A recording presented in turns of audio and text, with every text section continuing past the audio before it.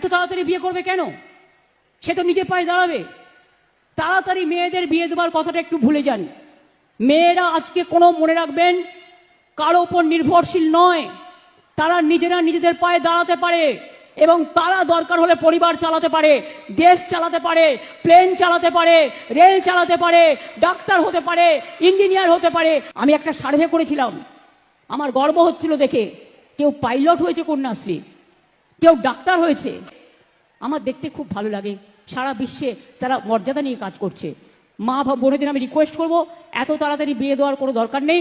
ওদের নিজে পায়ে দাঁড় করান, ওরা সমাজের মেরুদণ্ড। এই রাজ্যে আবার মেয়েরা নিজের পায়ে দাঁড়াবে? বলছিলাম কি ম্যাডাম, আপনি যে বললেন যে আমরা সমাজের মেরুদণ্ড, আমাদেরকে নিজেদের পায়ে দাঁড়ানো উচিত, কিন্তু ম্যাডাম নিজেদের পায়ে দাঁড়াতে গেলে তো সময়ের হিসাব রাখলে চলবে না। কিন্তু আপনি তো আবার বলে দিয়েছেন যে মেয়েরা রাত্রিবেলা বাইরে বেরোবে না।